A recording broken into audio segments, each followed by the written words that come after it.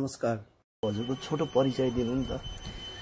नमस्कार, म विश्वबन्धु पोखरेल, कफी उत्पादक किसान, नेपाल ब्लू माउन्टेन अर्गानिक फर्मको सञ्चालक र विगत 20 वर्षदेखि व्यावसायिक कफी उत्पादन, प्रशोधन तथा यसको बजारीकरण र विशेषतः स्पेसियालिटी कफी, विश्वको उच्च गुणस्तरको कफी उत्पादन गर्ने भन्ने हेतुका साथ यो काम यो क्षेत्रमा लागि परेको छु। कसरी कृषिले ताने हजुरलाई, कसरी कृषिमा आकर्षण हुनुभयो र कहिलेदेखि सुरु गर्न थाल्नुभयो? अब म कृषि नै गर्छु, होइन नेपालमै खेतीपाती गर्छु भने कहिलेदेखि सुरु गर्नु, कसरी ताने माटोले हजुरलाई? अलि रमाइलो कथा छ। मेरो बुवा कफीको असाध्यै मन पराउनुहुन्थ्यो। मेरो बुवाले कफी पिउन मन पराउने, तर नेपालमा कफी खेती थिएन र नेपालमा इन्स्ट्यान्ट कफी मात्रै, तयारी कफी मात्रै पाइन्थ्यो। अनि मलाई लाग्छ 30-32 सालमा यो सुकेको ड्राई चेरी कफीबाट उहाँ बुवाले एउटा फुटेको हन्नामा कफीको बेर्ना जमाएर अनि कफीको प्लान्टेसन सुरु गर्नुभयो। अनि बारीभरि लटरममा कफी फल्यो, तर बजार थिएन। अनि बजार नहुँदाखेरि त हामी त साना साना केटकेटी अवस्था, मसँग सानो 2-3टा मेरा बहिनीहरू पनि, हामी सबै स्कुल जाने। अनि घरमा आमा एक्लै काम गरिरहनु पर्ने आमालाई बुवा सरकारी जागिरे हुनुहुन्थ्यो, जागिर खान जानुहुन्थ्यो। अनि एक दिन बजार नहुनको कारणले सबैको घरमा धानका भकारी हुन्थ्यो, मेरो घरमा कफीको भकारी हुन्थ्यो। बजार थिएन र कफी त्यसरी मेरो आमाले भकारीमा कफी र बोरामा कफी थुपारेर राख्नुहुन्थ्यो। अनि हजुर प्रेरित हुनुभयो। अनि त्यो देखिसके हजुर अनि त्यो देखिसकेपछि अनि आमालाई काम गर्ने त महिलाले हो, आमाले हो, एक्लो महिला, सबै यत्रो खेतीपातीदेखि लिएर त्यो पनि धान्न पर्ने। अनि एक दिन सुन्तला, हामी कहाँ प्रशस्त सुन्तला थिए, सुन्तलाको बजार उतिखेर बिक्ने तर कफी नबिक्ने। यो कफीको काम थियो नि, सुन्तलालाई नि बिगार्यो भनेर आमाले यहाँ तल करिब 20-30वटा बोटहरू चप डाउन गरिदिनु, काटिदिनु भएछ कफीको फलेको, यस्तै लटरमा फलेको। अनि साँझ बेला बुवा आउनुभयो, त्यतिखेर बत्ती थिएन, राति केही देखिएन। भोलिपल्ट त्यहाँ बसेर त्यो बारदलीको डिलमा बसेर बुवाले हेर्दा त आफ्नो कफीका बोटहरू काटिएको देख्नुभयो। अनि त्यहाँबाट सोध्नुभयो किन काटेको भन्नुभयो। अनि यस्तो यस्तो भयो, के गर्ने त नि भनेर भन्दा बुवा आमाको अलिकति टसल पर्यो। र अनि त्यस पछाडि मलाई त्यहाँ देखेँ बुवाको त्यो कफीप्रतिको आकर्षण र आमाको मेहनत देखिसकेपछि कता कता भित्र मनमा त्यो कुरो बसिआएर छ क्या। अनि त्यस पछाडि म मेरो अध्ययन क्रममा लागेँ। अनि जब मैले मेरो स्नातक त उत्तीर्ण गरेपछि अरू छोटा मोटा विषय सरकारी चाहिँ स्कुलमा टिचिङ गरेँ। अनि आफ्नै प्राइभेट स्कुल गरेँ। हेर्नुहोस्, अनि यो द्वन्द्वकालको परिणामले त्यो स्कुल बन्द गर्नु पर्यो। अनि त्यस पछाडि एउटा कुरा सम्झेँ मैले, अब म सधैँ यसरी न म वकालती पेसामा जान सकेँ, त्यसमा पनि सन्तुष्टि लिन सकिनँ। अनि अरू टिचिङ लगायतको अरू आफ्नो व्यवसाय गर्दा पनि सफल भएन भनेपछि एउटा पुरानो बुढापाकाले, तपाईँ हाम्रा बाबाजेले भन्ने गरेको कुरा सम्झेँ। त्यो के भने, हलो कि थलो। अहिले हाम्रो कोरोनाले हेर्नुहोस् धेरैलाई थलो सम्झाइदिएको छ। गाउँमा फर्किनु भएको छ। यहाँका बडा महल बिल्डिङहरू छोडेर, रित्तै छोडेर गाउँमा गएर अहिले त्यही थलोको पर्नु भएको छ, त्यही पुरानो घर सजेर बस्नु भएको छ। मैले त्यो कुरा त्यो बेला सम्झेँ। अब म यतातिर म सक्दिनँ, म सर्भाइभ हुन सक्दिनँ अब म यो क्षेत्रमा। अब म जान्छु, मेरो बुवाले सुरु गरेको त्यो कफी छ, त्यसको लागि म प्रयत्न गर्छु भने 2058 सालमा मैले यसरी कफीमा व्यावसायिक रूपमा स्याङ्जा गएँ। 500वटा कफीका बेर्ना लिएर आएँ। मेरा त्यतिखेर धेरै कफी थिएन। अनि लिएर आएपछि 50 सालमा मेरो बिहा भयो। अनि 58 सालमा मैले त्यहाँबाट सुरु गरेँ। अनि त्यस पछाडि हामीले चाहिँ कफी त्यहाँ लगाउने काम सुरु गऱ्यौँ, रोप्दै गएँ। अनि त्यतिखेर मलाई तपाईँहरूलाई नराटी भन्नुपर्छ, कफी रोप्ने तरिका थाहा थिएन, कफी टिप्ने तरिका थाहा थिएन, प्रशोधन भन्ने थाहा थिएन, कल्टिभेसन भन्ने थाहा थिएन, organic how to do organically थाहा थिएन, प्राङ्गारिक उत्पादन भन्ने पनि थाहा थिएन। अनि त्यस पछाडि 58 सालमा समूह यहीँ गाउँमा जो जसका कफी बुटा छन् तिनीहरूलाई समेटेर समूह बनाएँ। अनि त्यसलाई लरे जिल्ला कफी उत्पादक सङ्घ कफीमा कास्कीमा हाम्रो समूहलाई 2060 सालमा लएर दर्ता गरेँ। मेरो सौभाग्य भन्नुपर्छ, दर्ता गर्दाकै बेला हाम्रो अधिवेशन पर्यो, अधिवेशन रहेछ, ठ्याक्क उहाँहरूले मलाई जिल्ला सदस्यमा नियुक्त गर्नुभयो, म त्यहाँ छनौट भएँ। त्यस पछाडि जिल्ला सङ्घका विभिन्न पोर्टफोलियोहरूको पदहरूमा रहँदै म करिब 12 वर्ष 13 वर्षसम्म त्यो जिल्ला सङ्घमा बसेर हाम्रो काम गरेँ। अनि हजुरको यो लामो अनुभव रहेछ, 58 सालदेखि सुरु गर्नुभएको रहेछ। अनि यो व्यावसायिक कृषि गर्ने क्रममा त्यो यो लामो अन्तरालमा कृषिमा आफूले भोगेका राम्रा नराम्रा पक्षहरू, आफ्ना महत्त्वपूर्ण अनुभवहरू व्यावसायिक कृषिमा हजुरले भोग्नुभएका सुनाइदिनु। नेपाल पहाडको देश, हामीसँग प्रशस्तै प्राकृतिक स्रोतहरू छ, तर यसको सही व्यवस्थापन गर्न सकिएको छैन र यसको कारण हामी नेपाली किसानहरू मार्न छौँ। यसका लागि केही तथ्यगत कुराहरू के हुनु भने, जस्तो नीतिगत रूपमा राज्यले कृषि मैत्री, कफी मैत्री नीति बनाइदिन नसक्नु र हामी मध्य पहाडमा कफी खेती गर्छौँ, मध्य पहाडमा कफीलाई चाहिने वातावरणको सिर्जना गरिदिन नसक्नु, सिँचाइदेखि लिएर मलदेखि लिएर उपयुक्त बेर्नाहरूदेखि लिएर हरेक कुरा कफीलाई चाहिने। तपाईँ कफी खेती गर्न चाहँदा तपाईँलाई के आवश्यकता पर्ने हो त नि? तपाईँलाई के ट्रान्सपोर्टेसनको अवस्था के अरे गाह्रो हो कि अहिले आधुनिक, अहिले त हामी त 21औं शताब्दीमा छौँ, नयाँ खालको मेसिनहरूको उपलब्धता गरिदिने हो कि सिँचाइ पो चाहिएको छ कि किसानलाई तालिम चाहिएको छ, बजारको अभाव हो कि, यो बारेमा राज्यले बुझेर कफी मैत्री नीति नबनाउँदा धेरै किसानहरूले कफी खेती गरे। हेर्नुहोस्, तपाईँहरूले पनि सुन्नुभयो होला, समाचारहरू हेर्नुभयो होला, कफी किसानहरूले कफी बिकेन भनेर बोटहरू काट्नुपर्ने अवस्था आयो र मैले पनि त्यो समस्या फेस गरेँ। तपाईँलाई एउटा मिठो कथा सुनाइहाल्छु। म 50 सालमा मैले बिहा गरेँ हेर्नुहोस्, अनि 51 सालमा मैले यहाँबाट 15 क्विन्टल पार्चमेन्ट कफी बोकेर मणिग्राम गएँ। जुन बेला हाम्रो यहाँ बाटो चलेको थिएन, हामीले बोरामा बोकेर हामी तल जान्थ्यौँ। हरेक पल्ट हामीलाई पहिले त हिँडेरै जानु पर्थ्यो र एउटा बोरामा 60 देखि 70 किलोसम्म कफी हुन्थ्यो। मेरो खोपी थिएन, अनि गाउँबाट मान्छे खोजेर त्यो सबै कफी छोरेपाटन पोखरा झारे, पोखराबाट गाडीमा हालेर हामीले चाहिँ उहाँ मणिग्राम पुर्यायौँ, बुटौल मणिग्राम पुर्यायौँ। तर दुर्भाग्य भन्नुपर्छ, त्यो बेला त्यो मणिग्रामको उद्योग बन्द भएर काठमाडौँ सर्यो र चाहिँ हामीले त्यो खबर पाएनौँ। हेर्नु, सूचनाको अभाव थियो। मेरो पनि प्रयास पुगेन होला, अनि मेरो त्यत्रो कफी मैले त्यहाँ अलपत्र छोड्नु पर्यो। त्यो बेला कति सालको कुरा भन्नु? 51 सालको कुरा। कति धेरै पीडा भयो होला।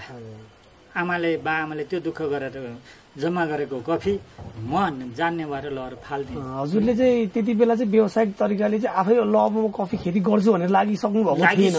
कफी 58 सालमा चाहिँ हजुर चाहिँ लागेरै अब गर्छु म गर्नुभयो? हजुर, मलाई पिन्च कहाँ पर्यो? बुवाले त्यत्रो बुवा आमाले मेहनत गरेको कफी 51 सालमा मैले मौका बजार पाएँ भनेर लिएर गएँ। हेर्नुहोस्, तर दुर्भाग्यवश मैले त्यो कफी बेच्न सकिनँ। म रित्तै फर्केर आएँ। अहिले हिसाब गर्ने हो भनेदेखि 20-30 लाखको कफी त्यतिकै बाटोमै फ्याँकियो। त्यो एक खालको पीडा थियो। अनि यही कुरा, आमाको त्यो मेहनत, बुवाको त्यो कफी प्रतिको माया। 57 सालमा बुवा बित्नुभयो, अनि 58 सालमा झट्ट मलाई एउटा कुरा आयो। हेर्नुहोस्, म प्रकृति प्रेमी मान्छे, म गाउँलाई माया गर्ने मान्छे, अनि मेरा बुवाले यति राम्रो कफीको उपहार दिनुभएको छ। यो कफी मलाई एउटा चिनोको रूपमा दिनुभएको, यसको मैले संरक्षण गर्नुपर्छ भन्ने मलाई त्यो आयो। किनभने विद्यार्थी कालमा यहाँ घुम्न आउने विदेशीहरूले कफीको माला जल्जली मेरो मनमा गढ्यो थियो क्या है। अनि बुवा आमाको त्यो उहाँहरू दुईटाको कफी प्रतिको मोह त्यो विदेशीहरूले देख्यो। अनि ती विदेशीहरूले कफी त यस्तो हो भन्दा, अनि मैले हेर्दै गएँ, अध्ययन गर्दै गएँ, हो त हो रहेछ भन्ने भइसकेपछि जब अलिकति आफू पनि अध्ययन गर्न सक्ने भयो, यसको बजार नेपालमा भन्दा बजार विदेशमा छ भन्ने थाहा भइसकेपछि अनि त्यहाँबाट मैले यसलाई व्यावसायिक रूपमा गरेँ, व्यावसायिक रूपमा सुरु गरेँ। अनि मैले त्यसै बेला यी समस्याहरू जुझ्दै अब नेपालको कफीलाई चाहिँ अगाडि लान सकिन्छ भन्ने चाहिँ निर्णय गरेर नै व्यवसायमा सुरु गरेको। देशमा द्वन्द्वकालले गर्दा भोग्नु परेका कष्टहरू पक्कै पनि हजुर पनि त्यही समयबाट गुज्रिँदै आउनुभएको मान्छे हो। कष्टहरू, आफ्ना चाहिँ भोगाइहरू त्यो बेलामा चाहिँ देशमा द्वन्द्वकालले गर्दा हामी किसानहरूले कृषिमा चाहिँ आफ्नो चाहिँ सबै समर्पित गर्ने हजुर जस्ता चाहिँ मानिसहरूले त्यति बेला भोग्नु परेको दुःख र आफ्ना चाहिँ व्यक्तिगत पीडा अनुभवहरू सुनाइदिनु न। द्वन्द्वकालमा हामीले धेरै दुःख बेहोर्यौँ। कफीभन्दा बाहिर मैले अलिकति जब मेरो विद्यालय बन्द भयो त्यही विद्यालयमा कुखुरा पाल्न थालेँ। हजुर, भने हजुरले एउटा निजी विद्यालय सञ्चालन गरेको थिएँ। त्यो विद्यालय हामीलाई अब तपाईँहरूलाई कतिसम्म थाहा छ, प्री प्राइमरी क्लास गाविसबाट अनुमति लिएर चलाउने कानुनी व्यवस्था थियो र जिल्ला स्तरीय परीक्षा कक्षा 5 को हुन्थ्यो। त्यो बेलामा हामीले अनिवार्य रूपमा चाहिँ हामी विद्यालय गर्थ्यौँ र एउटा सानो स्कुल गाउँमा निजी स्कुल चलाउने होइन सामुदायिक विद्यालय चलाउने गर्थ्यौँ। त्यो बन्द भइसकेपछि कुखुरा खेती कुखुरा पालन गरेँ। द्वन्द्वका कारणले भनेको समयमा चाहिँ अब हामीले त्यहाँ पनि त्यति सफलता प्राप्त गर्न सकेनौँ।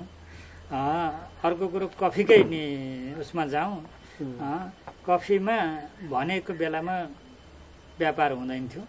कफी उठाउन बजार व्यापारीहरू आउन सक्दैन थिए अनि लामो समयसम्म चाहिँ किसानहरूको कफी हाम्रो कफी घरमै थन्किन्थ्यो। किनभने फेरि के हुन्थ्यो भने तपाईँलाई भनिहालौँ, मैले त अरू किसानको कफी पनि सङ्कलन गर्थेँ। हजुर, गाउँमा हाम्रो यो क्रिस्टी भ्यालीको र निर्मल पोखरीको केही भागको समेत यो पुरानो क्रिस्टी गाविसको कफी नै हामीले कलेक्सन गर्थ्यौँ। किसानलाई त पेमेन्ट दिन पर्थ्यो। जब कफी नै उठेन, व्यापारीले कफी उठाएन भने त किसान त मर्कामा पर्यो। त्यो खालको पीडा पनि थियो। र अर्को पीडा के पनि थियो भने यो द्वन्द्वकालको भन्दा पनि राज्य सरकारी स्थिति स्थिर नहुँदा जुन कृषि क्षेत्रका पूर्वाधार विकास निर्माणका कुराहरू थिए पछि ती ठप्प थिए। बाटोदेखि लिएर सिँचाइदेखि लिएर तालिमदेखि लिएर हरेक कुराहरू छन्। यो क्षमता विकासका कुरा उत्पादनका कुराहरूमा असर पार्ने थुप्रो कुराहरू थिए। तिनीहरूमा धेरै नै अब त्यसको अहिले चाहिँ त्यति बेला चाहिँ हाम्रो देशमा चाहिँ यो चाहिँ जुन एउटा गृहयुद्धको माहौल हुन्थेन भने आज हजुरले यो कृषि यो कफी व्यवसायमा जतिको गर्न सक्नु भएको छ त्योभन्दा डेफिनेटली धेरै गर्थे जस्तो चाहिँ लाग्छ होला नि हजुरलाई? पक्का पनि अलिकति पक्का पनि। जब यो 63 सालमा आएर अझ भनौँ हजुरले स्टार्ट व्यवसायिक कफी खेती स्टार्ट गरे लगत्तै लगभग देशमा चाहिँ अलिकति हुन्छ नि सङ्कटकालको स्थिति 52 सालबाट चाहिँ त्यसमा चाहिँ जनयुद्ध सुरु भयो र मैले त्यो जनयुद्धको चापले अलिकति मलाई केही समय डिस्टर्ब गर्यो। डिस्टर्ब गरिसकेपछि तैपनि अब मैले अहिले भने नि हलो कि थलो भन्छन्। अब थलोमा फर्केर आफ्नो काम गर्नुपर्छ भनेर सुरुवाती गर्ने र मलाई त्यति धेरै फेरि अलि एउटा कुरा भन्नै पर्ने हुन्छ। कफी भनेर भनेको अरूले नचिनेको र त्यो ठ्याक्कै आइहाल्ने सबैको दृष्टि पर्ने विषय थिएन। तर राज्यको स्थिति के थियो भने असाध्यै कमजोर थियो। त्यसको चपेटामा तपाईँ पनि पर्नुभयो, म पनि पर्यो, सबै पर्यो। यो राज्य नै पर्या बेला म एउटा ठुलो कुरा भयो। किसानलाई चाहिँ धेरै कुरामा असुविधा भयो त्यति बेला। त्यो सबैले बेहोरेको कुरा हो। यो कफी खेती गर्दा एकदमै ध्यान दिनुपर्ने जो अब हुन्छ नि अब न्यू कमरहरू नयाँ कृषिमा रुचि राख्ने युवाहरूले पनि गर्न चाहनुहुन्छ होला अथवा युवा युवती सबैले उहाँहरूलाई चाहिँ हजुरले चाहिँ एज अ एउटा प्रोफेसनल कफी मेकर होइन कफी कल्टिभेटर हजुरले चाहिँ के कुरा भन्न चाहनुहुन्छ भने हामीले विशेष एकदम महत्त्वपूर्ण कुराहरू बुदामा भन्नुपर्दा कफी खेतीमा ध्यान दिनै पर्ने कुराहरू? म त तपाईँलाई हजुर 4वटा कुरा भन्छु। तपाईँसँग जल छ, हजुर, प्रशस्त जमिन छ, हजुर, जङ्गल छ र तपाईँसित जनशक्ति छ। हामी नेपालीसित। तर यी सबै अहिले हाम्रै खेर गएका छन्। जल खेर गएको छ, जङ्गल खेर गएको छ, जमिन खेर गएको छ बाँझो भएर। हामी सबै माइग्रेट भएका छौँ, बजार र विदेश केन्द्रित भएका छौँ। हाम्रा तपाईँका पहाडका जग्गा जमिन खेर गएका छन् र हाम्रो युवा शक्ति खेर कहाँ गएको छ? नेपालमा प्रयोग नभएर विदेशमा गएको छ। यो अहिले मैले भनेका यी 4वटा जललाई एकै ठाउँमा गऱ्यौँ हामी युवाहरू मिलेर भने तपाईँहरू जस्ता युवाहरू मिलेर यो 4वटा जललाई जङ्गललाई, जललाई, जमिनलाई र तपाईँको जनशक्तिलाई भनेको युवा जनशक्तिलाई सङ्गठित गऱ्यौँ भनेदेखि हरेक कुरा सम्भव छ। विशेष गरेर मैले कफी खेती व्यावसायिक तरिकाले गर्दाखेरि ध्यान दिनुपर्ने कुराहरू हामीले राज्यले यो कुरालाई दृष्टिकोण गर्ने नजरअन्दाज गरिदियो। कुरालाई बुझ्न सकेन। नसकेको कारण हामीले धेरै कुराहरू चाहिँ अप्ठ्याराहरू महसुस गऱ्यौँ। बेहोरिरहेको छौँ, त्यो समस्यासँग फेस गरेका छौँ भनौँ तपाईँ हामी। र अब तपाईँ आइहाल्नुभयो कफी खेती गर्न, म त युवा छु, ल सर मलाई सिकाइदिनुहोस् भन्नुभयो। केही चुनौती छन्, तर ती समाधान गर्न सकिने चुनौती छन्। तपाईँले के कुरामा जस्तै के कुरामा ख्याल गर्नु होला भने कफी खेती गर्ने हो भनेदेखि स्पेसियालिटी कफीको लागि 800 देखि 1600 मिटरको उचाइमा गर्ने, अल्टिच्युड हेर्नु होला, त्यहाँको इन्भाइरोमेन्ट वातावरण हेर्नु होला, बढी शीत र तुषार नपर्ने ठाउँ हेर्नु होला। त्यस पछाडि तपाईँ कुन जातको कफी गर्दै हुनुहुन्छ, तपाईँ नेपालमा अराबिका जातको कफी हुन्छ, तपाईँलाई बुझ्ने गरी भनिदिन्छु, अराबिका कफी गर्दाखेरि छहारी चाहिन्छ, छहारी व्यवस्थापन र त्यसको लागि यो मल धेरै खान्छ, जति मल हाल्यो त्यति फल्छ। र छोटकरीमा भन्यो बगैँचा व्यवस्थापनको राम्रो ज्ञान लिनुभयो भने यसको यी समस्या हुन्। अहिले हामी कफी खेती गर्छौँ, अन्दाज हुन्छ अब दिन्छ, कृषिले दिन्छ भनेका छौँ, कफी ल्याएको छ बाँडेका छौँ, यो अघि मैले भनेका कुराहरू किसानहरूलाई थाहा छैन। यसमा चाहिँ रोगहरू, यस्तो प्रकोपहरूले चाहिँ प्राकृतिक तरिकाले देख्ने रोगहरू हुँदैन? यो त जन्मेपछि यो धरतीमा जन्मने हरेकले यी सबैसँग जुझ्नुपर्छ, तपाईँले नि जुझ्नुपर्छ, मैले नि पर्छ, र यो कफीले नि पर्छ। हजुर, भन्नाले जस्तो कफीमा चाहिँ अरू विभिन्न बोट बिरुवामा जस्ता एकदमै जटिल खालका रोगहरू त्यस्तो चाहिँ हुँदैन? लाग्छ। यसमा पनि केही रोगहरू त्यस्ता छन्, जस्तो सेतो गबारो छ, अब यसमा ढुसी लाग्न सक्छ, रातो गबारो छ, यसका पनि आफ्नो समस्या हुन्छन्। जन्मेपछि रोग जसलाई पनि लाग्छ, उम्रेपछि हरेकलाई लाग्छ, तर त्यसको हामी प्राकृतिक रूपले नै उपचार गर्छौँ, किनभने हामी प्राङ्गारिक उत्पादन गरिरहेका छौँ, त्यो गर्न सम्भव छ। छोटकरीमा हजुरको बुझाइअनुसार, हजुरले भन्नुपर्दा आफ्नै भोगाइअनुसार भनिदिनु कि यो कुरा, होइन? कफीको नेपालमा सम्भाव्यता कस्तो देख्नुहुन्छ हजुरले?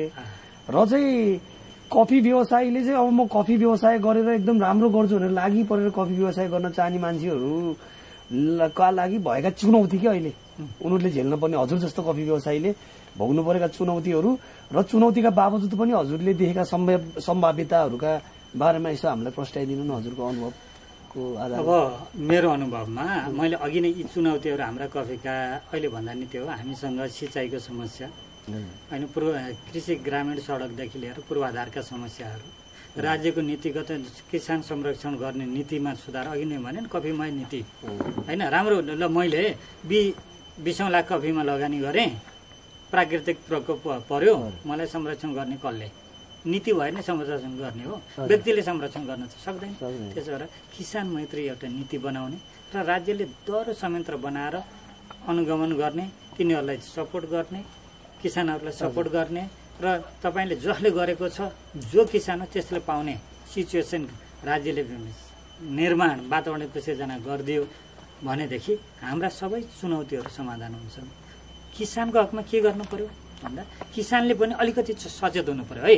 कफी खेती भनेर त्यसै रोप्दै फल्दैन, उसले अलिकति प्राविधिक ज्ञान, किसानले पनि आफूले पनि प्राविधिक ज्ञान लिनु पर्यो, तालिमहरू लिनु पर्यो, त्यो बारेमा कफीको के हो त, यो कफी खेती कसरी गर्न सकिन्छ, कस्तो ठाउँमा हुन्छ, कसरी गर्ने, यसमा रोग कति लाग्छ, यसको उत्पादन क्षमता के हो, यसको बजार के हो, यसको प्रशोधन के हो, यसको गुणस्तर के हो भन्ने बारेमा किसान पनि के जानकार हुनुपर्छ, अवेरनेस भनिन्छ नि हुनुपर्छ। किसानमा पनि जागरुकता चाहिन्छ र राज्यसँग पनि भयो भने त्यो खालको दृष्टिकोण नीति बन्यो भनेदेखि मलाई लाग्छ हामी नेपालमा अर्को सम्भावना कति छ भन्नु, नेपालमा 11 लाख हेक्टरभन्दा बढी जग्गामा कफी खेती गर्न सकिने तथ्याङ्क कफी विकास बोर्डसँग छ, नेपाल सरकारसँग छ।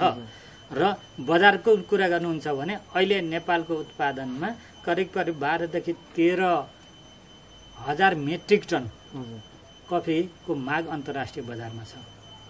हामीसँग उत्पादन थोरै भएको हुनाले तपाईँ डोको लिएर आउनुहुन्छ, मानव दिँदा तपाईँले लानुहुन्न, मेरा कफी त छ त नि, तपाईँ लानुहुन्न होइन, किनभने तपाईँलाई त डोको चाहियो छ, त्यति खाने मान्छे छन् बजारमा। तपाईँ अहिले मसँग जे कुरा लिन आउनुहुन्छ नि, तपाईँको माग बमोजिमको नभए त के गर्ने, ल त्यति बिक्री गरेर त तपाईँको बजार त जानिँदैन, बजारको व्यवस्थापनै भएन, नीति नै भएन, बजारमा तपाईँले त्यो वस्तु लिएर गएर कसलाई दिने भने भ्यालु नै भएन। वस्तु राम्रो छ, तपाईँको कफी मिठो छ, तर मलाई पनि दिनुहोस् न कसैले भनिहाल्यो भने छैन। त्यसो भएर हामीसँग उत्पादन कम छ, उत्पादन गर्ने सम्भावना लगाएनस्। हामीसँग प्रशस्त यस्तो छ, सामुदायिक वनहरू छ। अहिले मैले तपाईँलाई एउटा कुरा भने नि, सामुदायिक वन राज्यले जल, जमिन, जङ्गल प्रयोग गर्ने हो भनेदेखि यी सामुदायिक वन मध्य पहाडका हाम्रो त साला वन त होइन नि, चिलाउने कटुसका छन् नि। कफीले वन मास्दैन है, यो कुरा तपाईँहरूले कफीले वनलाई मास्दैन, वनभित्र गर्ने खेती हो। त्यसो भएर कफीलाई 3 तले खेतीमा हाल्न सकिन्छ, 3 तलेमा हाल्न सकिन्छ। एग्रो फरेस्ट भन्छन्, भनेको कृषि वन प्रणालीमा हाल्ने क्या। माथितिर ठुला फलफुलका रुखहरू, बिचमा कफी, अनि तल रहेकोमा अदुवा बेसार जस्ता चाहिँ भूमिमा हुने हलेदो छ नि, त्यो गर्न सकिने। यो यस्तो जातको हो। त्यसो भएर त कति ठाउँमा गर्ने त एउटा किसानले राम्रो जग्गा छ भनेदेखि 15 देखि 20 रोपनीमा एकीकृत रूपमा यो खेती गर्यो भने सामान्यतया तपाईँलाई 3 स्टार स्ट्यान्डर्डको तपाईँ मजाले जीवन बाँच्न सक्नुहुन्छ। मैले यति भन्न सक्छु तपाईँ। अनि हजुरले अब यसरी आफै बिउबाटै आफै कफी उत्पादन गरेर आफै चाहिँ कफी फलाएर बेर्नाहरू नि अब जताततै सहुलियतमा निःशुल्क पनि वितरण गर्नुभएको हामीले त सुनिहालेको थियो। एकदमै हामीलाई एकदमै चाहिँ खुसी पनि लाग्यो, त्यो हौसला पनि मिल्यो।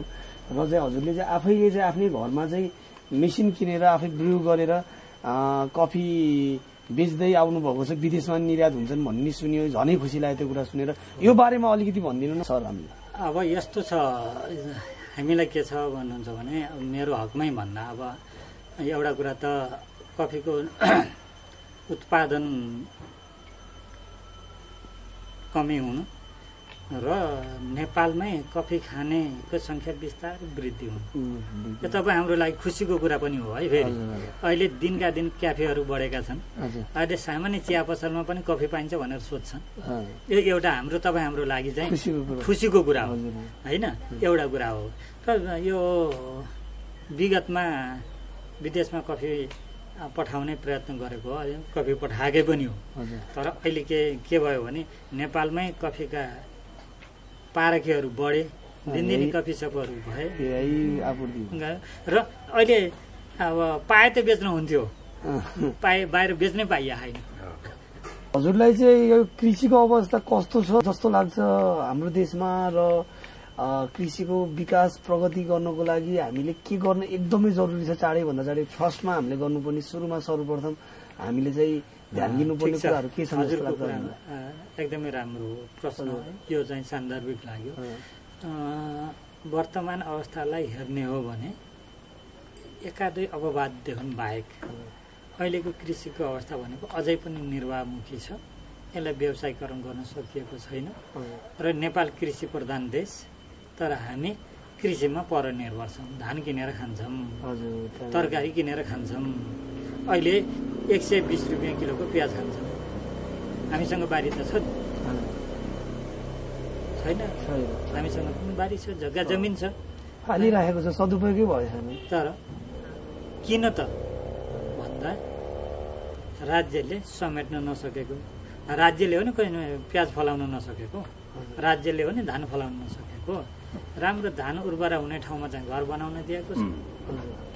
हामी तराईमा प्लटिङ सुरु भएको छ, काठमाडौँ र पोखरा जस्ता एकदमै उर्वर भूमिहरूमा प्लटिङ भएको छ।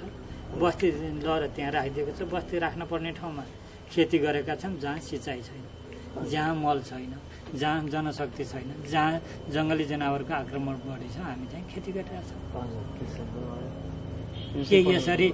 के यसरी अहिले हामी सबै तपाईँहरूले समाचार सुनिराख्नु भएको छ नि, बाँदर पीडित कृषि त्यस्तो गाउँ हो। सर्वोच्चमा मुद्दा हालेर किसानको पक्षमा वकालत गरेको हामीले हो। म त्यो बेला कृषि सञ्जालको अध्यक्ष थिएँ। मेरो एकजना अग्रज दाजुले कुरा उठाउनु भयो, ठाकुर सुवेदी भन्ने दाजुले। हामीले सर्वोच्च अदालतमा मुद्दा दायर गऱ्यौँ। बाँदरले पीडा दियो भनेर हामीले चाहिँ मुद्दा दायर गऱ्यौँ। यो अवस्था नेपालको वर्तमान कृषिको हो।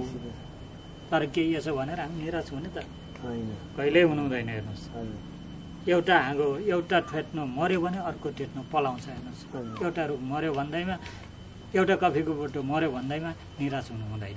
त्यसो भएको हुनाले बिस्तारै अहिले फेरि अलिकति कृषिमा परिवर्तन आएको छ। राज्यले अलिकति नीतिमा परिवर्तन गरेको छ।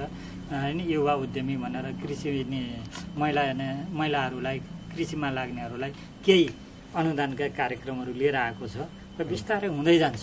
त्यसो भएको हुनाले अहिले केही सुधारण छ, तर यो पर्याप्त छैन नेपाली किसानको लागि। हजुरले चाहिँ लमा स्नातक गर्नुभएको, लको विद्यार्थी हुनुहुँदो रहेछ। अब त्यत्रो आफ्नो चाहिँ सब्जेक्टमा त्यति पढिसकेर पनि फेरि हजुरले कृषिले तान्यो, कृषितिर लाग्नुभयो। त्यति बेला हजुरले सङ्कोच अलिकति भए, अब मलाई अप्ठ्यारो पर्छ कि मैले कृषिबाट भविष्य मैले परिवार पाल्न सक्दिनँ कि भन्ने जस्तो त्यस्तो अलिकति सङ्कोच लागेन? लागेन, यो त त्यो लाग्ने कुरै होइन। किनभने यहाँलाई मैले 2 पटकसम्म मैले दुबईमा जाने भिसा पाएको मान्छे। हजुर, म त्यहाँ गइनँ किनभने मलाई यो मेरो गाउँको माया थियो, मेरो यहाँको मेरो बस्तीको माया थियो। अनि म मेरो बुवा आमाको म एउटा छोरो, अनि हाम्रो संस्कार पनि फेरि एउटा छोरो बाहिर गयो भने केही भयो भने भनेर बुवा आमाहरूप्रति हाम्रो त त्यही हो नि संस्कार। उहाँहरूको एउटा चाहिँ सधैँ अब छोराछोरीहरूलाई बाहिर गयो भनेदेखि के हो कसो हो भोलि के हुन्छ त्यस्तो रहन्थ्यो भने सँगसँगै मलाई पनि के लागेको हो भने म 20-22 वर्ष त 24-25 वर्ष त अध्ययन गर्दै गएँ है। अनि बाँकी जीवन त केही गरेँ भने अब बाँकी 20-25-30 वर्ष हो मेरो एक्टिभ लाइफ त्यति नै हो। अनि त्यति चाहिँ म मेरो गाउँमा कृषिमा गर्न सक्छु भन्ने एउटा लाग्यो। अनि त्यसको साथसाथै मैले जब मेरो आफ्नो अध्ययन पुरा गरेँ त्यस पछाडि वकालत पेसा पनि केही वर्ष मैले त्यहाँ ट्रायलको रूपमा भनौँ, अब यसलाई मैले पेसागत रूपमा त्यसलाई लिन सकिनँ। किन सकिनँ भनेर भन्दा सुन्नेलाई अन्यथा लाग्न सक्ला, तर न्यायको नाममा अन्याय गरिरहेको मेरो मनले स्वीकार गरेन।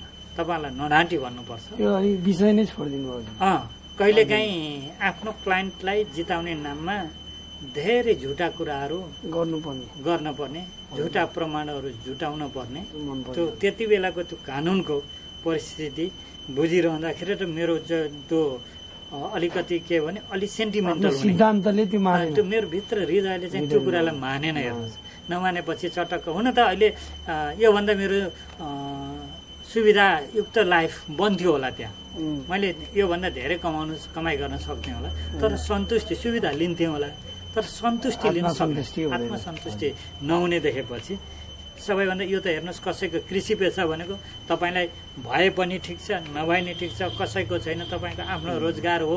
आज यति काम गर्छु आज गर्दिनँ, आज तपाईँहरू आउनुभयो बसौँ गफ गरौँ मिल्यो, मन खुसी हुने भयो, मन खुसी। त्यसो भएको हुनाले अनि यी सबै कुराहरूले मलाई चाहिँ त्यो भित्र अन्तरात्मामा त्यो खालको चाहिँ सेटिस्फ्याक्सन खोजेर छ। त्यसो भएर म यो पेसामा आएँ। हजुरले अब पक्कै पनि लामो समयदेखि अब यो क्षेत्रमा आबद्ध भएर काम गरिराख्नु भएको छ, एउटा व्यावसायिक कफी कृषक भएर र चाहिँ समाजमा पनि अब धेरै गरिराख्नु भएको छ, समाज सुधारक कार्यहरू पनि अब कृषिको क्षेत्रमा हजुर पक्कै पनि अब धेरै संस्थाहरूसँग आबद्ध भएर काम गर्नुभयो होला। के संस्थामा कसरी काम गर्नुभयो विगतमा र कसरी गरिराख्नु भएको छ, अहिले पनि कुनै संस्थामा आबद्ध हुनुहुन्छ भने यसो जानकारी दिनु छोटकरीमा। एउटा तपाईँ हामी भनेका सामाजिक व्यक्तित्व, समाज कुनै पनि मानिस बिना समाज रहन सक्दैन, त्यो मध्येको एउटा अङ्ग म पनि हो। यस समाजमा बस्न मलाई तपाईँको आवश्यकता छ, तपाईँलाई मेरो आवश्यकता छ। त्यही कारणले हामीले समाजको काम गर्नै पर्छ र समाजको काम गर्दा मलाई अलिकति सन्तुष्टि मिल्छ, सामाजिक काम गर्दा मलाई अलिकति सन्तुष्टि मिल्छ, कसैलाई सेवा गर्न पाउँदा मलाई सन्तुष्टि मिल्छ। हिजो सानै उमेरदेखि 14-15 वर्षको उमेरदेखि विभिन्न सामाजिक सङ्घ संस्थाहरूमा रहँदै बस्दै मेरा अग्रजहरूले दिएको जिम्मेवारी लिँदै आज यो अवस्थामा आएँ र आफ्नै मेरै कफीको विषयमा क्षेत्रमा जिल्ला सङ्घको नेतृत्व गरेँ 4-5 वर्षसम्म। अहिले म केन्द्रीय महासङ्घको चाहिँ केन्द्रीय सदस्य छु, केन्द्रको सदस्य छु। कफी व्यवसाय महासङ्घ छ हाम्रो, यो नेपालभरिकै एउटा छाता सङ्गठन छ, त्यसको म केन्द्रीय सदस्यको रूपमा रहेर काम गरिरहेको छु। भने अब विद्यालय अब यी हुन्छ, अहिले पनि आज हामी मन्दिरमा त्यहाँ धार्मिक कार्य गरिरहेका छौँ, त्यसको जिम्मेवारी पनि निर्वाह गरेको छु। यस्तै सानातिना समाजमा अघि नै भने समाजमा तपाईँ हामी सामाजिक व्यक्तित्व हो, समाजलाई हामी चाहिन्छ, हामीलाई समाज चाहिन्छ। कृषिसँग यो बोट बिरुवासँग आबद्ध संस्थाहरूमा नि जोडिनु भएको छ एकदमै लामो समयदेखि धेरै भनेको तिनीहरूसँग रिलेटेड छन्, कृषि सहकारीदेखि लिएर यस्ताहरूमा छ। लामो समयदेखि हजुर कृषिमा तल्लीन भएर लाग्नु भएको छ, संस्थासँग नि आबद्ध भएर सरकारको अनुदान सहयोग पाउनु भयो कि भएन र यो बारेमा अलिकति आफ्नो अब प्रश्न तपाईँको ठिकै हो। र पाउनका लागि जो चाहिँ इमान्दार, वास्तवमा चाहिँ एउटा चाहिँ इमान्दार, एउटा चाहिँ पौरखी किसान हुनुहुन्छ र उहाँहरूसँग चाहिँ आर्थिक स्थिति नि कमजोर छ र उहाँहरू गर्न चाहनुहुन्छ, अरूकै जग्गामा अदिमा भए नि लिजमा लिएर भए नि गर्न चाहनुहुन्छ, अथवा आफ्नै पाहा पहिरोमा भएका त्यो पानी बोकेर भए पनि गर्न चाहनुहुन्छ भने त्यस्ता चाहिँ मेहनती किसानहरूलाई जो चाहिँ आर्थिक विपन्नतामा हुनुहुन्छ, आर्थिक रूपले कमजोर हुनुहुन्छ, उहाँहरूलाई चाहिँ अनुदान पाउनको लागि सरकारबाट चाहिँ त्यो सरकारले बनाइदिएको नीति अनुसार आफूले चाहिँ त्यो अधिकार लिनको लागि, सहयोग पाउनको लागि के गर्नुपर्छ होला त्यो कुरा नि अलिकति राखिदिनु न, ताकि उहाँहरूलाई सहयोग ठिक छ। मैले तपाईँको प्रश्न बुझेँ। अब अनुदान लिया छैनन् नेपाली किसानले कफीमा भन्दा हामीले नेपाल सरकारबाटै लिएर विभिन्न संस्थाहरूबाट बेर्ना, मल, तालिमहरू किसानहरूलाई उपलब्ध गराएका छौँ। म आफै संस्था सञ्चालन गर्दा संस्थाको सदस्य। हजुरको गैर सरकारी संस्था हो कि सरकारी संस्था नै हो? होइन, सरकारी गैर सरकारी दुवै। कहिले पनि कृषिबाट ल्याइयो, कृषि शाखाबाट ल्याइयो, कहिले चाहिँ अरू छ नि त्यसमा बसेन रिलेटेड। त्यसो भएको हुनाले शून्यतामा छ भन्न मिल्दैन। तर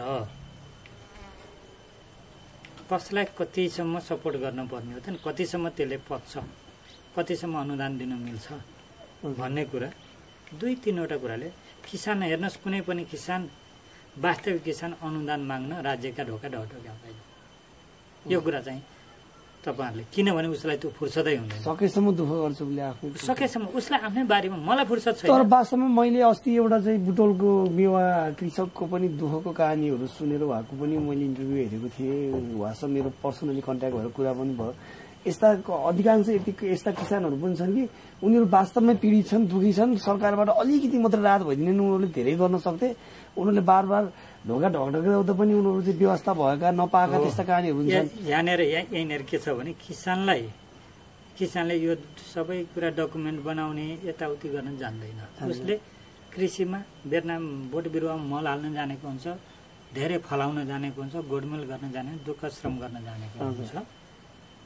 तपाईँहरू जस्ता यो सञ्चार पत्रकारहरू जो, अनि त्यसपछि नेपाल सरकारको सिङ्गो कृषिलाई चाहिँ प्रमोट गर्ने भनेर जुन निकायहरू छन्, तिनका शाखा प्रशाखाहरू छन्, यिनीहरू किसान कहाँ जाने हो? किसान मलाई दे भनेर टोपी फुकालेर मैले यति गरेँ, त्यो त कसले हो भन्दा जसले झोले किसान छ। हेर्नुहोस्, यो फेरि यो यहाँ भनेर भनेको होइन, वास्तविक किसान चाहिँ जाँदैन। हेर्नुहोस्, जसले होइन यति यति पुर्याएदेखि यति पैसा दिन्छ अरे सरकारले, दुःखै परेपछि जानुपर्ने बाध्यता नि त हुन्छ नि कहिले कहिले हुँदैन। दुःखै परेपछि जानुपर्ने बाध्यता भनेर भनेको त्यति विवेक राज्यले पुर्याउँदैन कि। राज्यले डकुमेन्ट चाहिन्छ, राज्यले डकुमेन्ट। हजुरको तात्पर्य चाहिँ डकुमेन्ट बनाउनका लागि जाने बुझेकाले ती चाहिँ निमुखा किसानहरूलाई सहयोग गरिदिनु पर्यो, बाटो देखाइदिनु एकदमै पर्यो। त्यो भयो भने हो। त्यसो भएर किसान, वास्तविक किसान अनुदान लिन जाँदैन, वास्तविक किसान जाँदैन।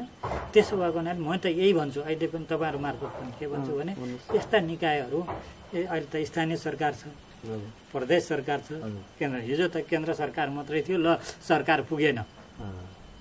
अहिले त अधिकार सम्पन्न स्थानीय सरकार छ नि, स्थानीय निकायहरू छ नि। फेरि यी निकायहरू को हो त नि वास्तविक किसान, त्यो गाउँपालिकाको, त्यो महानगरको, त्यो वडाको, अहिले त यहीँका जनप्रतिनिधिहरूले राम्रोसँग गर्न सक्छन्। टोल विकास संस्था बनेका छन्, तिनीहरूले हेरिदिनुपर्छ। हेर्नुहोस्, र उनीहरूलाई ल तिमीले यति यति काम गर्यौ, तिमीले गरे बाबु तिमीलाई यो खालको सुविधाहरू उपलब्ध हुन्छ, लिन आऊ भनेर भन्नुपर्छ। हेर्नुहोस्। हजुर। अनि आफ्नो भविष्यका योजनाहरू यो हजुरले गरिरहेको यो कफी व्यवसायलाई कसरी चाहिँ अझै यसलाई चाहिँ एक्सपान्ड गर्दै अझै राम्रो बनाउनको लागि हजुरसँग के योजना त पक्कै होला, अझै यसलाई चाहिँ बृहत रूपमा अझै धेरै उत्पादन गरेर धेरै धेरै मान्छेहरूलाई चाहिँ अझै सहयोग गर्ने त हजुरको पक्कै पनि त्यो चाहना त होला। धेरै ठुलो अपेक्षा। हजुरको एउटा फ्युचर प्लान त हुन्छ नि बिजनेससँग रिलेटेड, त्यो चाहिँ यसो सेयर गरिदिनु न हामीलाई, थोरै भविष्यको योजना हजुरको। धेरै ठुलो अपेक्षा राख्यो भने फेरि त्यो काल्पनिक हुन्छ। त्यो काल्पनिक कुरा नहो, मात्र के गरौँ भने नेपालको कफीको गुणस्तर राम्रो छ। यो गुणस्तरले कफी उत्पादन गर्न आफूले सक्ने आफ्ना छिमेकी, आफ्ना दाजुभाइ, बन्धु बान्धव, आफूसँग रिलेटेड सम्बन्धित किसानहरूलाई प्रेरणा दिने, उहाँहरूलाई सहयोग गर्ने, उहाँहरूको उत्पादनको सही मूल्य दिलाइदिने, त्यसको लागि बजारको व्यवस्था गरिदिने र यो शिक्षा अरू छिमेकी किसानहरूले पनि अन्य किसानहरूलाई सम्म पनि पुर्याउने प्रयत्न गर्ने हो, ताकि जबकि हाम्रा किसानले उत्पादन गरेको कफी विगतमा पनि 1 नम्बरमा परेको थियो भने भोलि पनि त्यो आफ्नो क्वालिटी चाहिँ मेन्टेन भइरहेको, त्यो आफ्नो गुणस्तर चाहिँ कायम राख्न सकुन्, जसले गर्दा ओहो वाह कास्कीको कफी, वाह क्रिस्टीको कफी, फलाना विदेशभरि त्यो चाहिँ जाओस्, त्यसलाई कायम गर्न राख्न सकौँ, मेरो अपेक्षा भनेर भन्यो है। म मेरो ठुलो अपेक्षा गरेर होइन, मैले अहिले गरिरहेको, मलाई जनताले हेरिरहेको कुराहरूलाई अथवा कफीका किसानहरूले हेरेको कुराहरूलाई मैले कसरी त्यसलाई जोगाएर राख्न सक्छु, मलाई त्यो कुराको डर छ। हेर्नुहोस्, मेरो योजना, भविष्यको योजना यति हो। अनि अब समय पनि भयो, अब हामी चाहिँ जाँदा जाँदै हजुरले एउटा अन्तिम प्रश्न सोध्न चाहन्छौँ सर, बन्धु सर, हजुरलाई यो हामी जस्ता युवाहरू अथवा चाहिँ अब जो मान्छेहरूलाई रुचि लाग्छ कृषिमा, बोट बिरुवामा, वनस्पतिमा, यो चाहिँ फार्मिङमा, एग्रो फार्मिङमा, एग्रो टुरिज्ममा, विशेष गरेर अझै कफी व्यवसायमा, त्यस्ता चाहिँ युवा वर्गहरू, नयाँ पुस्ताहरू आउन खोजेका चाहेका मान्छेहरूलाई चाहिँ हजुरको आफ्नो भोगाई, आफ्नो जीवनको आफ्नो व्यक्तिगत भोगाई बुझाइको आधारमा हजुर के सल्लाह, के सन्देश दिन चाहनुहुन्छ? एउटै कुरा भनौँ है, हामी यो एग्रिकल्चर सेक्टरमा, कृषि व्यवसाय जुनसुकै होस्, तपाईँका बुवाआमा र म, हामी हाम्रा सन्तानलाई पुस्ता हस्तान्तरण गर्न चाहन्छौँ। हाम्रो अनुभव र तपाईँहरू जस्ता युवाहरूको जोसलाई एउटा उत्पादनमा लगाउन चाहन्छौँ। हाम्रो अनुभवलाई, हामीले विगतमा सिकेका अनुभवलाई हामी हस्तान्तरण गर्न चाहन्छौँ।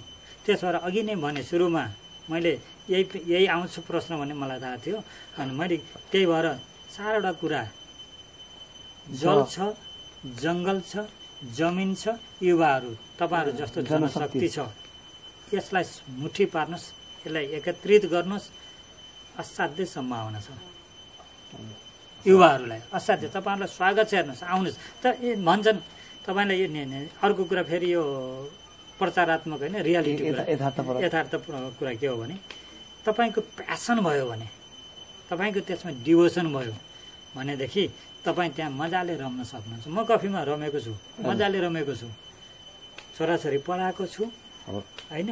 फेरि म तपाईँलाई अर्को कुरा पनि भने, म कुनै जिमवाल मुखियाको ठुलो ल्यान्डलर्डको होइन, म सामान्य 10-15 रोपनी जग्गा जमिन हुने किसानको छोरो हो। त्यतिमै कफी खेती गरेको छु। फेरि धेरै मसँग यो तपाईँहरूलाई नि फेरि यो 50-100 रोपनीमा कफी खेती गर्ने होइन है। म पनि सानो किसान हो, तर मेरो सानो किसान चाहिँ मेरो पछाडि धेरै म जस्ता थुप्रै साना किसानलाई कनेक्ट गराउनु भयो। उहाँहरूको साथ सहयोगले मलाई सफल बनाएको मेरा किसानले हो है। म आफै सफल भएको होइन, हजुरले टिम बनेर अगाडि बढ्नुभयो। मेरा समूहका सदस्यहरूले मेरा पछाडि अहिले पनि कफी टिप दिने किसानले सफल बनाएको। म उनीहरूलाई एकदमै सम्मान गर्छु, उनीहरूलाई धेरै माया गर्छु। त्यसो भएको हुनाले मेरो माया गर्ने भित्र तपाईँहरू जस्ता युवा पर्नुपर्छ। तपाईँहरू जस्ता युवाहरू यो क्षेत्रमा आउनुपर्छ र तपाईँहरूको अहिले नयाँ टेक्नोलोजी आएको छ नि, नयाँ टेक्नोलोजीको प्रयोग गर्ने क्षमता आउनुपर्छ। अहिले मैले अहिले भन्दै थिएँ, तपाईँले युट्युब चलाउनु जान्नुहुन्छ नि त? अहिले हिजो हाम्रो बाआमाले जान्दैथे, फोन उठाउने बेला हात काम थियो, त्यो त यथार्थ हो नि। अहिले हामी आफै पेज क्रिएट गर्छौँ होइन, मजाले सामाजिक सञ्जालहरूको प्रयोग गरेका छौँ र सामाजिक सञ्जालमा भएको प्रविधिलाई हेरेर नयाँ टेक्नोलोजी प्रयोग गर्न जानेका छौँ। त्यसो भएको हुनाले मलाई लाग्छ यो अहिलेको प्रविधिसँग खेल्न जाने हो भने मजाले युवा कृषिमा नेपालमा कुनै पनि कृषिमा रम्न सक्छ, मजाले रम्न सक्छ। जानेन, प्रविधिको प्रयोग गर्न जानेन र आफूलाई फरवार्ड गर्न सकेन भने त त्यो जतिसुकै सफल भने सफल उद्यमी पनि फेल भएका धेरै तपाईँ हामीले देखेका छौँ। म अहिले सफल छु, मैले त्यो प्रयोग गर्न सकिनँ, मैले मेरो पुस्ता हस्तान्तरण गर्न सकिनँ, मेरा छोराछोरी, मेरा सन्तानलाई, मेरा छिमेकीलाई मैले सिकेको सिप त्यो दिन सकिनँ भनेदेखि त मेरो त यहीँ थन्किन्छ त, यहीँ स्टप डाउन हुन्छ त। हजुर, त्यसो भएको अब एउटा लास्ट क्वेसन, अनि हामीलाई यसरी आफ्नो आँगनमै बोलाएर यसरी आफ्नो चाहिँ बहुमूल्य समय दिनुभयो, आफ्नो चाहिँ भोगाइहरू, अनुभवहरू, ज्ञानहरू बाँटिदिनु भयो, हामीलाई धेरै हौसला मिलेको छ, प्रेरणा मिलेको छ र आशा छ हामी जस्ता अधिकांश युवाहरू र अरू पनि दाजुभाइ दिदीबहिनी, नेपाली दाजुभाइ दिदीबहिनीहरूले यो भिडियो हेरेर भविष्यमा धेरैभन्दा धेरै मानिसहरू प्रेरित भएर, मोटिभेट भएर कृषिलाई, पेसालाई मन पराएर कृषिमा आउनुहुन्छ, कफी खेती गर्नुहुन्छ र कफीको भ्यालु बुझेर नेपालको कफीलाई संसारभरि नै फैलाउनुहुन्छ भन्ने कुरामा आशा गर्छौँ, कामना गर्छौँ। र सर जाँदा जाँदै एउटा कुरा, अब छोटो एउटा प्रश्न गरेँ, छोटोमै उत्तर दिनु होला यसको। Why is coffee so important? हजुरलाई चाहिँ किन लाग्छ कफी महत्त्वपूर्ण छ र कफी हामीले लगाउनुपर्छ, कफीको चाहिँ सम्वर्धन गर्नुपर्छ भन्ने किन लाग्छ हजुरलाई? किन महत्त्वपूर्ण छ? I think coffee is very important because it is the second product of the world which is covering the all over the world. First is petrol, diesel, that product, and the second one is coffee. That's why it's a very important. विश्व बजारमा प्रमुख भूमिका खेल्ने, first role खेल्ने भनेको petroleum पदार्थ, त्यस पछाडिको कफी हो मैले जानेसम्म है।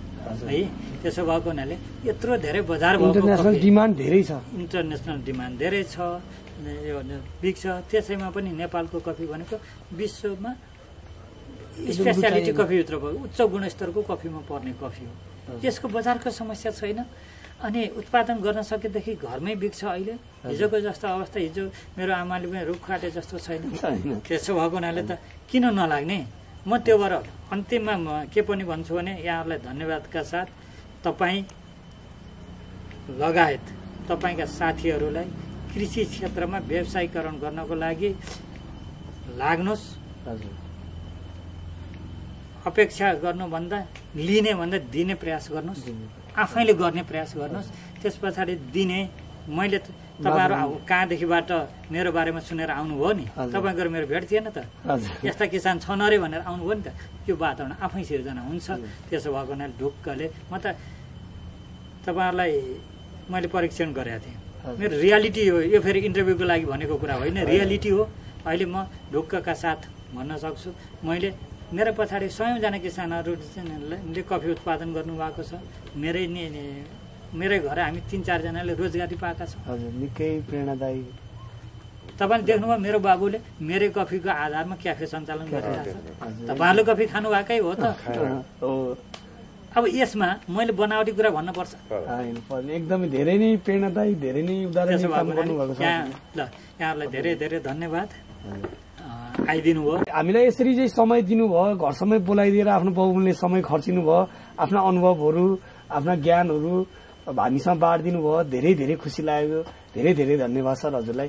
हामी फेरि पनि भेट्नेछौँ पक्कै पनि। ल, यस्तो धेरै, अब मैले यो प्रचारको लागि अथवा मेरो उसको लागि होइन, एउटा युवा कृषिमा लागोस्, विदेश नजाओस् र यहीँ नेपाली स्ट्यान्डर्डको, यो अब युरोपियन स्ट्यान्डर्डको नभनौँ, अमेरिकन स्ट्यान्डर्ड नभनौँ, तपाईँ हामीले जापानिज कोरियन स्ट्यान्डर्ड नखोज, म हरेक युवाहरूलाई नखोज्नुहोस्, नेपालको स्ट्यान्डर्डलाई अपग्रेड गर्दै लाने र हाम्रै स्ट्यान्डर्ड बनाउने क्या।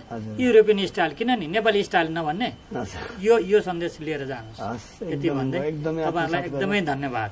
एकदम हजुरलाई मुरी मुरी धन्यवाद। Thank you very much.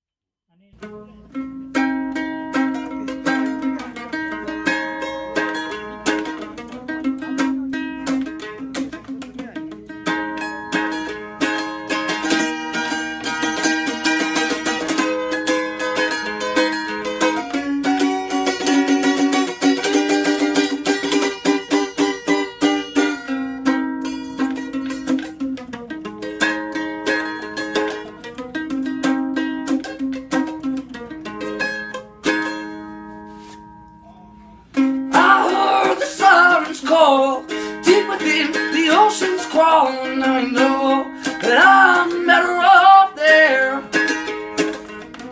I heard that sirens call, begging me through the walls, and I know I'm better off there. Better off, better off.